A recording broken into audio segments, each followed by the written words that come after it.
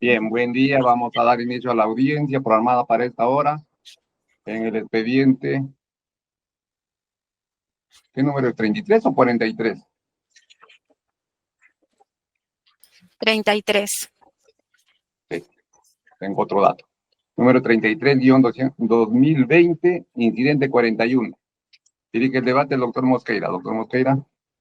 Con su venia, señor presidente.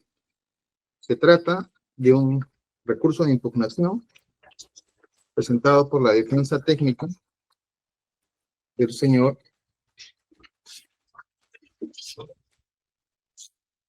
Martín Alberto Vizcarra Cornejo contra la decisión del Quinto Juzgado de Investigación Preparatoria Nacional, que declaró infundado el pedido de cese de la regla de conducta impuesta al investigado, consistente en la obligación de no ausentarse de la localidad en que reside sin previa autorización judicial. Los agravios expresados en el recurso impugnativo son los siguientes. La decisión de primera instancia ha incurrido en una serie de errores de hecho y de derecho, los mismos que se precisan a continuación. Primer error, el acuo incurre en error al señalar que los ilícitos penales objeto del proceso y la prognosis de pena no han disminuido.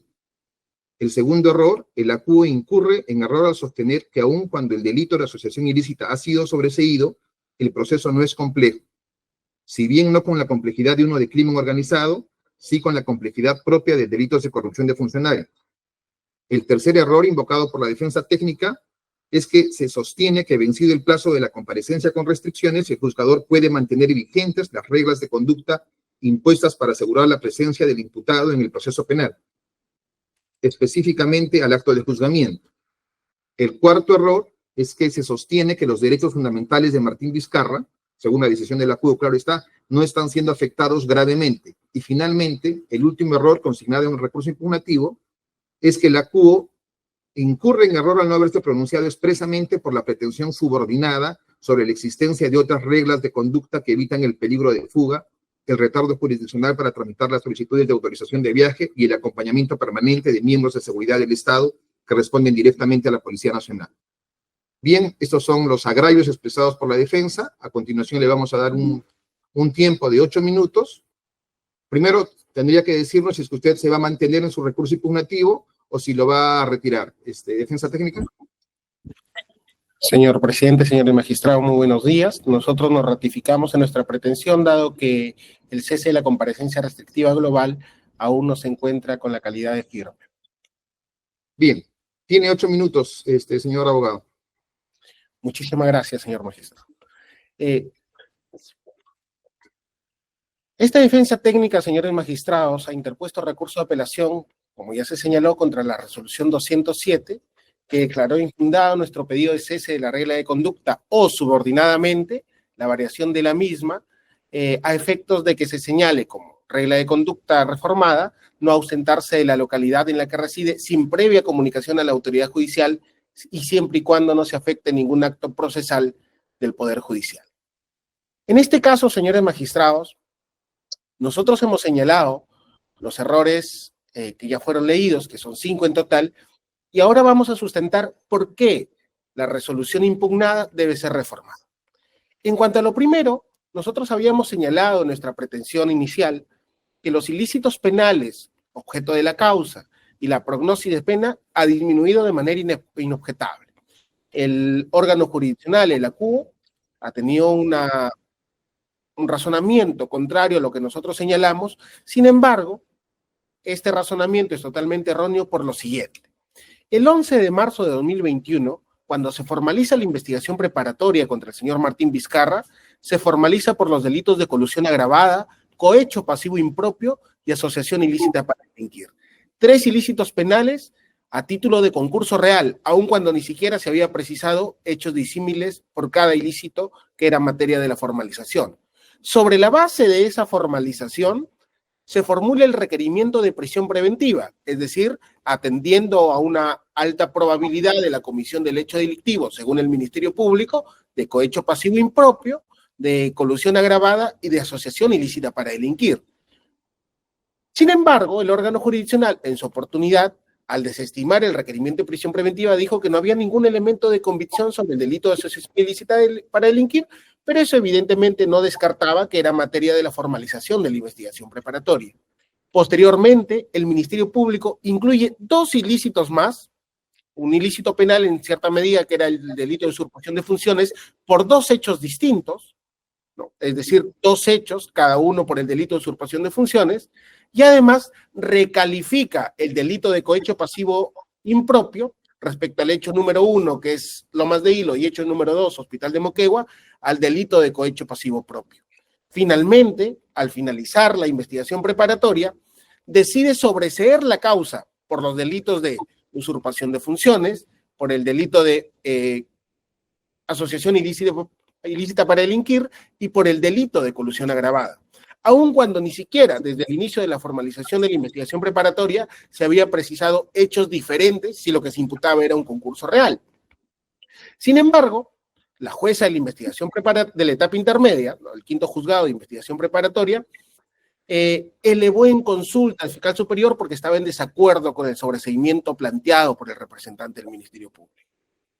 Sobre la base de eso, el fiscal superior decide ratificar el sobreseimiento por el delito de usurpación de funciones por los 2 hechos que habían sido agregados en la etapa de la investigación preparatoria, y también ratifica el extremo del sobreseimiento por el delito de asociación ilícita para delinquir, rectificando en parte únicamente el delito de colusión agravada, señalando que debería acusarse por el delito de colusión simple. Es decir, señores magistrados, durante toda la etapa de la investigación preparatoria ha sido procesado por 5 delitos. Cohecho pasivo impropio, que luego fue reformulado, recalificado a cohecho pasivo propio, colusión agravada, que ahora solo es colusión simple, asociación ilícita para delinquir, que está sobreseído, y además usurpación de funciones por los 2 hechos que también están sobreseídos con calidad de cosa juzgada.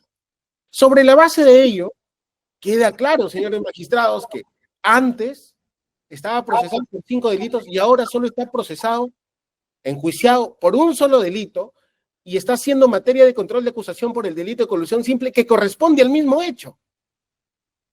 Y que eso, más allá de que para nosotros implique un ne bis in idem, lo cierto es, señores magistrados, que los ilícitos penales objeto de la causa han disminuido, y como consecuencia de ello, también ha disminuido la prognosis de pena, porque reitero, cuando se formaliza la investigación preparatoria, se hace a título de concurso real por colusión agravada, asociación ilícita para delinquir y cohecho pasivo impropio, y se hace una sumatoria de penas por todos esos delitos. Y sobre la base de eso, se termina imponiendo la comparecencia restrictiva. Habiendo disminuido los hechos objeto de la causa y habiendo disminuido también la pena que se estipuló o que se preveyó que se podría imponer al momento de determinar la comparecencia restrictiva, es evidente que las circunstancias ya no son las mismas y por lo tanto el peligro de fuga como consecuencia de ello también ha disminuido. En cuanto a lo segundo, señores magistrados, el ACU ha señalado que, si bien es cierto, se ha sobreseído por el delito de asociación ilícita para delinquir, el proceso sigue siendo complejo. Y sobre la base de ello, nosotros no estamos en desacuerdo. El proceso sigue siendo complejo, porque es un delito que se investiga a un expresidente del gobierno regional de Moquegua, ¿no? Que se investiga la presunta comisión, más allá de que nosotros consideramos que es falsa, de un delito de cohecho pasivo propio, pero lo cierto es que nosotros habíamos señalado que más allá de que sea complejo el proceso, ya no es de crimen organizado, y por lo tanto la razonabilidad del plazo de la vigencia de la comparecencia restrictiva tiene que tener en cuenta que no estamos frente a un proceso de criminalidad organizada, sino frente a un proceso en el que está siendo enjuiciado una única persona, solo por 2 hechos, por un único delito vinculado a esos 2 hechos, y además que no atiende a la naturaleza de un proceso en el que, o de unos hechos en los que habría participado una asociación ilícita para delinquir. Y en ese sentido, la razonabilidad que debe ponderar el órgano jurisdiccional para mantener la vigencia de un proceso de crimen organizado en cuanto a su comparecencia restrictiva es distinta a la vigencia del plazo para un proceso que solamente es de carácter complejo. Y eso es lo que habíamos señalado, dado que incluso cuando se descartó la prisión preventiva y se impuso la comparecencia restrictiva, el órgano jurisdiccional descartó la existencia de elementos de convicción por el delito de asociación ilícita para delinquir. Ello quiere decir que desde un inicio ese proceso jamás debió ser configurado como un proceso de crimen organizado vinculado a la presunta comisión del delito de asociación ilícita previsto en el artículo 317 del Código Penal. En cuanto al tercer error, señores magistrados, esto creo que va a llevar, más allá de la discusión y lo que hemos señalado, a que la decisión ineludible es que se cese la regla de conducta número A de la comparecencia restrictiva. Si bien es cierto, cuando nosotros planteamos, señores magistrados, el cese de la regla de conducta, o en todo caso como pretensión subordinada, su reforma, no se había modificado la ley y la comparecencia restrictiva como medida de coerción seguía siendo de duración indeterminada. Al momento de que se llevó la audiencia, ya había entrado en vigencia la ley que justamente estipuló plazos determinados para la duración de esta medida. 9 meses para procesos no complejos, 18 meses para procesos complejos y 36 meses para procesos de crimen organizado. Y en ese sentido, dado que en este caso ya llevamos más de 40 meses con la vigencia de la regla de conducta y al amparo del artículo 7 del título preliminar del Código Procesal Penal es de aplicación retroactiva, las normas procesales que son más beneficiosas para los derechos individuales de los investigados, es evidente que acá la regla de conducta, como parte de la comparecencia restrictiva, como una consecuencia ineludible, era que también debía ser cesada. Y eso era lo que nosotros sostuvimos, no en el escrito, evidentemente, porque no había sido modificada entonces, pero sí lo sostuvimos en la audiencia en la que se ventiló nuestra pretensión. Sin embargo, el juzgador nos indica que más allá de que sí ahora hay un plazo de duración de la comparecencia restrictiva, el juzgador puede mantener vigente las reglas de conducta a efecto de asegurar su presencia en el acto de juzgamiento. Evidentemente, la única regla de conducta que se puede mantener es la comparecencia simple. Jamás podría extenderse una regla de la comparecencia restrictiva para asegurar la presencia del investigado al proceso penal, máxime, señores magistrados, si ello implicaría prácticamente transgredir la ley y transgredir los plazos ya previstos expresamente en nuestro ordenamiento procesal. Y en ese sentido, doctor. Sí, vamos terminando, señor magistrado. Y en ese sentido, señores magistrados, dado que la regla de conducta A forma parte de la comparecencia restrictiva, también debía ser cesada al haber caducado los plazos de duración de dicha medida. En cuanto al cuarto error, de manera muy breve, señaló el acuo que no se vienen afectando los derechos fundamentales, pero no se ponderó algunas cuestiones importantes. Primero, que fue despedido de su trabajo como consecuencia de las denegatorias de las autorizaciones de viaje. También que prácticamente se le impedía ejercer sus derechos políticos, que según la Corte Interamericana de Derechos Humanos solo pueden ser restringidos con sentencia judicial firme, lo que en el caso no ha ocurrido. Y además, señores magistrados, porque ello estaba evitando que pueda desarrollar su vida personal y familiar de manera normal, y compartiendo con sus seres queridos, con sus hermanos y con su familia extensiva. En cuanto al quinto error, y el último, señores magistrados, el acuo no se pronunció siquiera por la pretensión subordinada. Acá hay una incongruencia omisiva en la justificación, porque si bien planteamos como pretensión principal la reforma de la regla de conducta número A de la comparecencia restrictiva, también planteamos como pretensión subordinada justamente que se pueda reformar esta regla de conducta y que se establezca que no se puede ausentar mi patrocinado de la localidad donde reside sin comunicar al Poder Judicial y, evidentemente, sin que pueda afectar algún acto procesal fijado por el Poder Judicial, dado que ya no nos encontramos en la etapa de investigación que está a cargo del Ministerio Público, sino que en ambos casos, tanto por colusión simple y por el delito de cohecho pasivo propio, nos encontramos a nivel del Poder Judicial. Por todas estas razones, señores magistrados, nosotros solicitamos que se revoque la resolución número 207, que es materia de impugnación, y reformándola se declare fundado el pedido de cese de la regla de conducta A impuesta a la medida de comparecencia con restricciones a Martín Alberto Vizcarra Cornejo, o subordinadamente que se reforme en el siguiente sentido: no ausentarse de la localidad en la que reside sin previa comunicación a la autoridad judicial, siempre y cuando no se afecte ningún acto procesal del Poder Judicial. Muchas gracias. Bien, ha empleado 10 minutos, el Ministerio Público tiene 10 minutos para hacer su respuesta. Bien, muchas gracias, señor director de debate. Bueno, luego de haber escuchado a la defensa, debemos indicar, señores magistrados, que en esta ocasión el Ministerio Público solicita que el recurso de apelación interpuesto contra la resolución 207 de fecha 8 de noviembre del año en curso sea declarada infundada y en consecuencia, señores magistrados, se confirme la misma. Hemos escuchado a la defensa técnica del señor Martín Vizcarra Cornejo cuestionar la decisión judicial aseverando que la CUO ha incurrido en errores de hecho y de derecho al resolver su pedido de cese de la regla de conducta de prohibición de ausentarse del lugar de su domicilio. Sin embargo, señores magistrados, debemos indicar que estos argumentos esbozados no son de recibo por los siguientes fundamentos. El pedido que formula la defensa técnica, como ha quedado evidenciado, es de cese de la regla de conducta consistente en la obligación de no ausentarse de la localidad de su residencia sin previa autorización judicial. Esto nos lleva, señores magistrados, a observar el contenido del artículo 283 del Código Procesal Penal, que establece que solo se procederá a ello cuando existan nuevos elementos de convicción o no subsistan los motivos que dieron pie a o determinaron su imposición.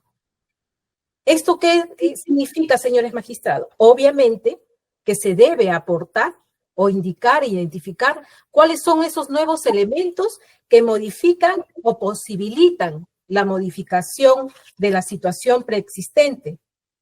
Claro está, señores magistrados, si no existen estos nuevos elementos o los que se actuaron no tuvieron la fuerza suficiente para ese propósito, no puede cesar o darse por cesado una regla de conducta. Y esto ha sido recogido en la casación 391-2011 Piura del 18 de junio del 2013. Como he indicado, señores magistrados, estos nuevos elementos de convicción no concurren en la presente.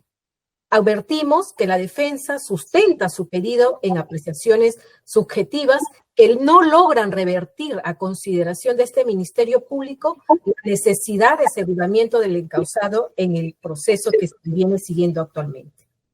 La defensa alega error de la autoridad judicial, dice, por no haber considerado que los delitos se redujeron significativamente, esto es, de 5 a solo un hecho delictivo, lo que a su criterio implica un menor peligro procesal por las posibles penas que pudiera recibir su patrocinado. Señores magistrados, como bien ha indicado la autoridad judicial en la resolución apelada, debe tenerse en consideración que la medida de comparecencia que fue impuesta al procesado se debió a que existían graves elementos de convicción que lo vinculaban al hecho materia de, en ese caso, a la investigación preparatoria. Y en este caso en concreto, como ha indicado la defensa, en su momento estuvo vinculado al delito de colusión agravada y cohecho pasivo propio en su condición de presidente del Consejo Regional de Moquegua respecto al proyecto de construcción del sistema de riego Lomas de Hilo y a la ejecución del expediente en la construcción y ampliación del Hospital de Moquegua. Sin embargo, estos motivos que en su momento sustentaron la imposición de la comparecencia con restricciones, a la fecha no ha variado, señores magistrados. La defensa no ha cumplido con señalar cuáles son esos nuevos elementos que harían, por lo menos, prever o establecer la variación, en todo caso, cese el nivel de vinculación del encausado con los hechos por el que se le viene juzgando actualmente. Es más, señores magistrados, en atención al principio de progresividad, obviamente, se logró, o en todo caso el Ministerio Público logró concentrar o realizar una mejor tipificación de los hechos, señalándolo o vinculándolo con el delito de cohecho pasivo propio. Y por ello, y resalto, señores, sin alterar los fundamentos de hechos que sustentaban la imputación contra el procesado. ¿Y cuál ha sido la pena que ha solicitado el Ministerio Público en la acusación? Es de 15 años de pena privativa de libertad. Entonces, señores magistrados, vemos que el hecho de haber cambiado la tipificación del delito de cohecho pasivo impropio a cohecho pasivo propio, como bien resalta la autoridad judicial, no significa que hubiera disminuido, señores magistrados, la gravedad de los hechos ni la pronóstica de pena. Eso por el primer argumento esbozado por la defensa. Respecto al segundo argumento, respecto a que el juez ha mantenido erróneamente criterios de complejidad del crimen organizado y que al criterio de la defensa, pues, se estaría afectando los plazos sobre la vigencia de la medida. Debemos resaltar, señores magistrados, también coincidimos con la autoridad judicial que este proceso, señores magistrados, se rige bajo las reglas procesales establecidas para los casos de alta complejidad. Obviamente, si bien es cierto, no prosperó el delito de asociación ilícita para delinquir en su momento, ello no significa que reste complejidad al caso. Y también debo de señalar, señores magistrados, que cuando se impuso la medida coercitiva, la autoridad judicial en la resolución 10 del 18 de marzo del 2021 no resaltó, o en todo caso no tomó como criterio o como argumento la vinculación del imputado a una organización criminal. Ustedes lo van a poder apreciar en la página 42, literal G, en el que es textual. Señala que en ese momento la autoridad judicial, al no haber la fiscalía cumplido con esbozar argumentos respecto a la vinculación a la organización criminal, pues no tomaba este argumento, pero sí resalta luego sobre la gravedad de la pena, la magnitud del daño causado y la ausencia de una actitud voluntaria del imputado a reparar el daño, como también los elementos de convicción que en su momento determinó para tales efectos. Entonces, señores magistrados, por ende, no podemos atribuir a la autoridad judicial una errada apreciación sobre este criterio. Es más, la defensa tampoco en ninguna instancia de la investigación promovió alguna incidencia para cuestionar la vía o la naturaleza que se le estaba dando al proceso en su momento. Respecto a la no aplicación del artículo 287 que indica la defensa sobre que ya habría vencido los plazos máximos para efectos de mantener la regla de conducta. Este cuestionamiento, señores magistrados, que se indica debe ser rechazado a consideración del Ministerio Público, toda vez que la norma citada no puede ser interpretada en forma aislada, nuevamente coincidiendo con la autoridad judicial. ¿Y esto por qué, señores magistrados? No olvidemos que estamos ante una solicitud de cesación de regla de conducta.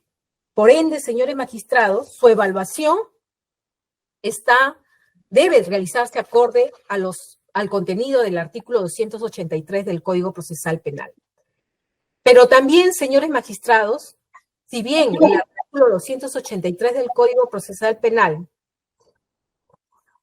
el 287 del Código Procesal Penal nos remite para efectos de establecer los plazos de vigencia de una medida coercitiva y por ende una regla de conducta, el artículo 272, también es cierto que en esa medida y al haberse remitido a esta norma que debemos indicar está dirigida expresamente a la duración de la pena privativa de libertad, debe tenerse en cuenta, señores magistrados, en los alcances del artículo 273, que a la letra dice, al vencimiento del plazo, sin haberse dictado sentencia en primera instancia, el juez deberá establecer o dictar concurrentemente medidas necesarias para asegurar la presencia en las diligencias judiciales, en este caso, obviamente, del imputado.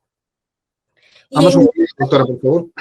Sí, en el caso particular, señores magistrados, es obvio, en todo caso, manifiesto que ya en su momento, si bien con otra conformación, pero este mismo tribunal ya en resoluciones anteriores ha indicado que la regla de conducta que se cuestiona, pues resulta ser la más idónea para efectos de asegurar, en este caso, la presencia del encausado en el proceso. Por tanto, debe ser, señores magistrados, rechazada este argumento esbozado por la defensa. Respecto al cuarto argumento sobre supuesta vulneración a derechos políticos como de trabajo y afectación al libre desarrollo de su personalidad. De acuerdo al escrito, señores magistrados, la defensa ha indicado que el juez no analizó, ese ha sido el término que se ha utilizado, que no ha esbozado algún análisis respecto a ello. Sin embargo, eso no es exacto, porque ustedes podrán observar que en los fundamentos 29, 30, 31 y 32, la autoridad judicial ha evaluado estos argumentos, siendo enfático en resaltar que si bien es innegable que toda persona goza de estos derechos, pero cierto es también que los mismos no son absolutos y se ven restringidos justamente porque el encausado se encuentra vinculado a un proceso penal establecido conforme a ley. Y respecto al último criterio que ha indicado y que indica que la autoridad judicial no ha motivado establecer una regla alterna, en todo caso, para el encausado y que de acuerdo a la defensa, pues se garantizaría con un control biométrico. Señores magistrados, debo indicar que en la resolución que se impone las reglas de conducta contra el acusado, que es la número 10 del año 2021, del 18 de marzo 2021, estableció como regla de conducta la obligación del procesado de someterse a un control biométrico. Por tanto, su pedido, señores magistrados, en este sentido, pues carece de objeto porque ya ha sido previsto en su momento por la autoridad judicial. Por todos estos fundamentos, señores magistrados, este Ministerio Público solicita que la resolución venida en grado sea confirmada. Bien. Defensa técnica. Tienen 3 minutos para hacer la réplica, por favor. Le vamos a pedir que se ajuste el tiempo. Sí. De manera muy escueta, señor magistrado. Exactamente desde que han transcurrido, desde que se dictó la medida de comparecencia con restricciones, ha transcurrido aproximadamente 45 meses. En un proceso que jamás debió ser considerado como un proceso de crimen organizado. Pero más allá de ello, en lo que quiero hacer hincapié es en lo que señala la representante del Ministerio Público, que cuando se hace la remisión del artículo 273, donde se regulan los plazos de la prisión preventiva, también debe considerarse que dicho precepto procesal establecería que luego de vencido el plazo, si no se realizó el juzgamiento, deben tomarse otras medidas para asegurar la presencia del imputado. Debe tenerse en cuenta que la interpretación de todos los preceptos del ordenamiento jurídico que inciden en la afectación de derechos fundamentales, en este caso como la libertad personal, tienen que ser interpretados de manera restringida, no de manera extensiva. Cuando el artículo 283 del Código Procesal Penal hace la remisión a los plazos, sola y únicamente remite a los plazos, no al segundo párrafo del citado precepto procesal. Tener una lógica contraria a lo que estoy señalando, señor magistrado, sería prácticamente señalar que la comparecencia restrictiva sigue siendo de duración indeterminada. Y eso es una interpretación contra ley, porque ya la norma es clara, es expresa, que los plazos de duración son de 9, 18 y 36 meses, de acuerdo al tipo de proceso penal en el que nos encontremos. Y en ese sentido, señor magistrado, si asumiríamos que es de aplicación ese precepto procesal en su segundo párrafo, que nos hace referencia a una posible prolongación de una medida de comparecencia a efectos de asegurar la presencia del imputado, es absolutamente inconstitucional. La remisión que hace el artículo 283 a los plazos de la prisión preventiva es única y exclusivamente a los plazos de duración. No podría interpretarse en sentido contrario, reitero, porque además la interpretación en la afectación de derechos fundamentales siempre tiene que ser de manera restringida. En cuanto a los delitos que configuraban el objeto del proceso y la prognosis de pena, la representante del Ministerio Público ha ratificado que no han variado. Señor magistrado, la prognosis de pena cuando se impuso la prisión preventiva aproximadamente era de 30 años. Ahora solo es 15. Los ilícitos eran 5. Ahora solo es 1. Y en uno estamos en control de acusación, pese a que corresponde al mismo hecho.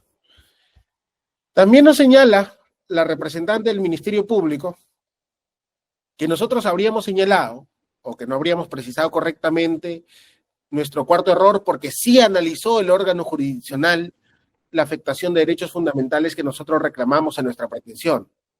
Nosotros jamás hemos señalado eso. Nosotros hemos señalado que el error fue al sostener que no estaban siendo afectados estos derechos, dado que no se analizaron todos los argumentos expuestos. Entre ellos, por ejemplo, usted no va a poder advertir un argumento en contrario de que solo se pueden restringir los derechos políticos de una persona mediante una sentencia judicial firme con calidad de cosa juzgada. Y en ese sentido, la vigencia extensa de una medida que afecta este derecho fundamental a la libertad también está afectando irrazonablemente los derechos políticos de mi patrocinado. No importa, señor magistrado, si la sanción en el Perú fue administrativa, si fue política o de cualquier otra índole. La Corte Interamericana, en el caso justamente Petro versus Colombia, ha señalado expresamente que la restricción de un derecho político solo debe obedecer a una sentencia judicial firme. No hay otra interpretación que se pueda dar a ese pronunciamiento de la Corte Interamericana de Derechos Humanos. De igual manera, tampoco se analizó, y ustedes van a poder advertir, el tema de que fue despedido de su trabajo por las no autorizaciones, y nos reiteramos en cuanto a los argumentos de la afectación a la vida familiar de mi patrocinado. Finalmente, señor magistrado, la representante del Ministerio Público no ha podido señalar en contrario de que no existe pronunciamiento alguno sobre la pretensión subordinada y por qué esta no sería razonable si existen otras reglas de conducta que evitaron el peligro de fuga y conforme se ha realizado hasta el momento. Incluso mi patrocinado ha tenido viaje a la isla y hacia la ciudad de Moquegua y en ese sentido ha regresado. Y sin tener obligación de informar, ha informado al órgano jurisdiccional. Porque además, él cuenta con seguridad permanente por parte de la Dirección de Seguridad del Estado, que no le responden directamente a él, sino que responden directamente a la Policía Nacional del Perú, que está a cargo del Ministerio del Interior. Y tampoco existe pronunciamiento sobre el retardo jurisdiccional para tramitar la solicitud de autorización de viaje, lo que evidentemente, en consonancia con todos los otros argumentos expuestos, vulneran irrazonablemente los derechos de mi patrocinado. Eso es todo. Ministerio Público, 3 minutos, por favor. Sí, señor, centrarme de acuerdo a los argumentos que esboza la defensa, pues requiere en concreto es la aplicación de la modificatoria o la aplicación de la ley 32.130 que modificó el artículo 287 del Código Procesal Penal que establece plazos. Como vuelvo a recalcar, señores magistrados, aquí estamos ante una solicitud de cese de una regla de conducta que debe ser interpretada conforme todo el ordenamiento procesal que trae a relieve en su aplicación y observación. Esto porque, además, señores magistrados, porque si bien, como he indicado, el artículo 273 faculta al juez al poder dictar medidas para asegurar la presencia a las diligencias del procesado luego de vencido el plazo, señores magistrados, también es que el inciso tercero del artículo 359 del Código Procesal Penal establece que, iniciado el juicio oral, el acusado no puede dejar o no puede alejarse de la audiencia sin permiso del juez. Entonces, señores magistrados, ¿qué ocasiona ello? Obviamente que el juez, de acuerdo a las normas procesales, debe garantizar la finalidad que se busca con esta regla de conducta. Y en este caso, la autoridad judicial ha cumplido con lo ordenado por el ordenamiento procesal. Y no está de más también indicar, señores magistrados, que a través de la resolución 2 de fecha 13 de junio del 2024, en este proceso, en el incidente 31, se estableció que la regla de prohibición de ausentarse del lugar de residencia, que en ese momento el proceso estaba en etapa intermedia, era la más idónea y en todo caso debía cumplirse con mucho más razón al acercarse en la etapa de juzgamiento.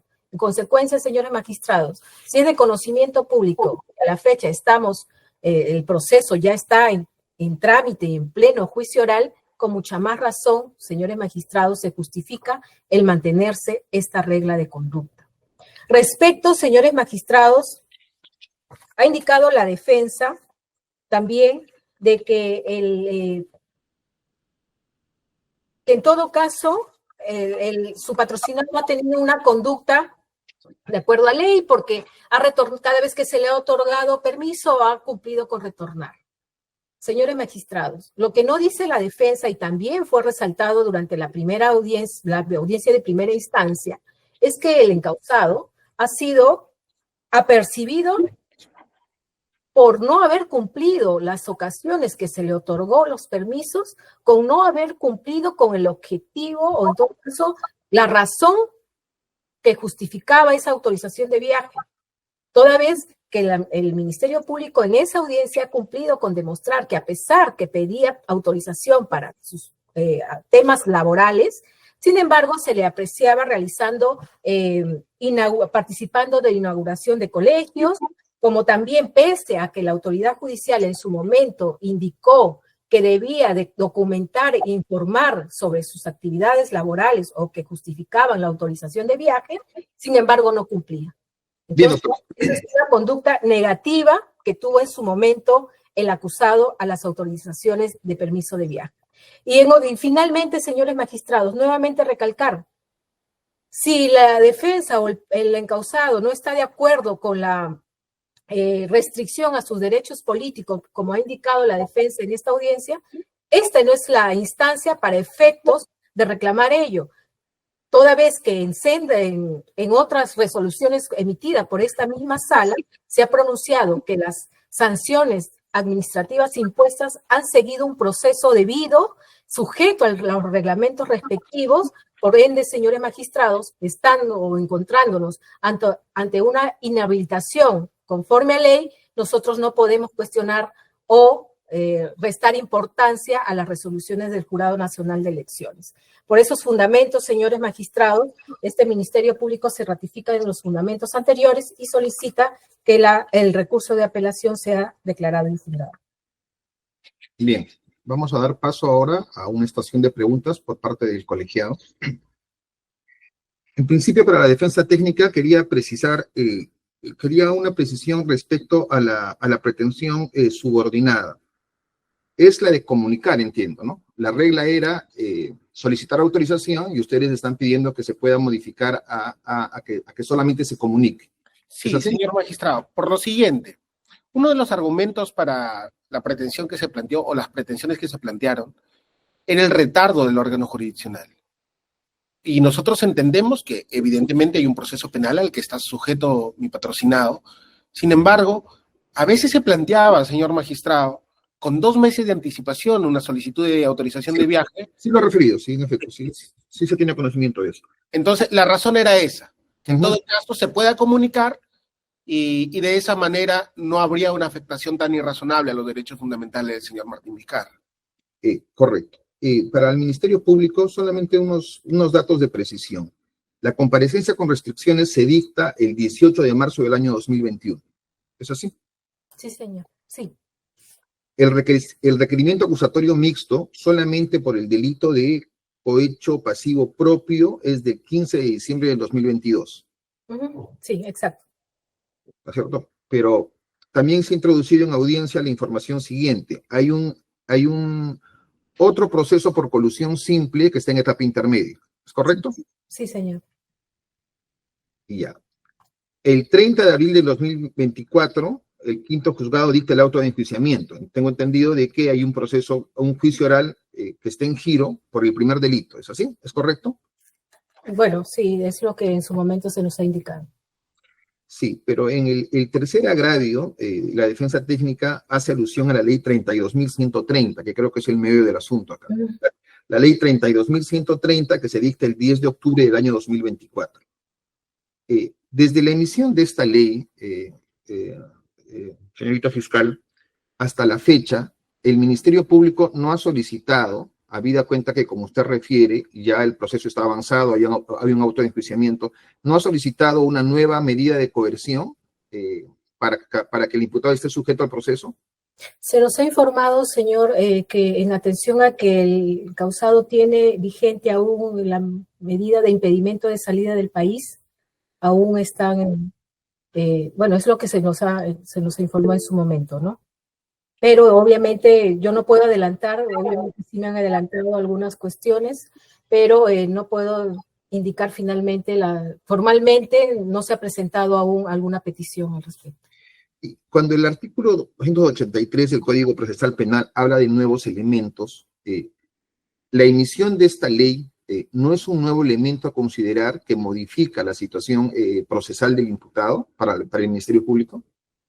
Nosotros lo entendemos desde el punto de vista de algún acto, de un elemento producto de una actividad probatoria dentro del proceso. En este caso, si bien es cierto, el plazo sería una circunstancia, pero para efectos de observar la vigencia o no de la medida de conducta, pero cierto es también que, como he indicado y como también observa y resalta la autoridad judicial, existe el artículo 273 y también está el artículo 359 del Código Procesal, que establece, señores magistrados, que el acusado no puede alejarse del lugar de residencia sin permiso del juez, una vez iniciado el juicio oral. Por eso es que nosotros indicamos que es pertinente aún mantenerse como medida, y si ya está dada y establecida mediante la resolución respectiva, pues esta debe de continuar. Si ya, bueno, según públicamente también tenemos conocimiento, pues está próximo a concluir este proceso. Obviamente, para efectos de lograr la ejecución o la eficacia de la resolución final, ¿no? ¿Cuál fuera su resultado, ¿no?, en este caso? Bien, defensa técnica, ¿algo que decir respecto a las preguntas que se le echan al Ministerio Público? Sí, señor magistrado, solo para efecto de precisión entiendo que como es fiscal superior, a veces no está al tanto de todo lo que sucede a nivel provincial, pero la semana pasada, el día viernes, se nos notificó, antes del feriado, se nos programó para el día viernes, si mal no me equivoco, una audiencia de impedimento de salida del país, prolongación de la medida de impedimento de salida del país, y una de las razones que dijo el señor magistrado es que, habiendo cesado la comparecencia restrictiva de manera global, ¿no?, para él era razonable impedir la salida del país de mi patrocinado por 6 meses adicionales, y así evidentemente tomó su decisión. Prolongó la medida por 6 meses adicionales a efectos de que se decida en juicio la inocencia o culpabilidad de mi patrocinado. ¿Cuándo es que el Ministerio Público solicita esa medida? Lo ha solicitado, a nosotros nos notificaron, señor magistrado, deme breves momentos.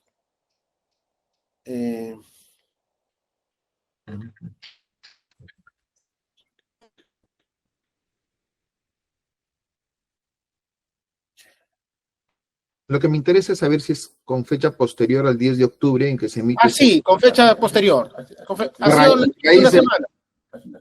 Recién hace una semana. Sí. Correcto. Una última pregunta. ¿No existe otro incidente en el cual se esté discutiendo el tema de la comparecencia con restricciones? Sí, justamente nosotros, luego de que ya se emitió la ley 32130 el 10 de octubre de 2024, nosotros ya no solicitamos el cese de una regla de conducta, sino solicitamos el cese de la medida de coerción de comparecencia restrictiva, de manera global, es decir, de toda la regla de conducta. Y evidentemente el órgano jurisdiccional, en aplicación de la ley, la cesó.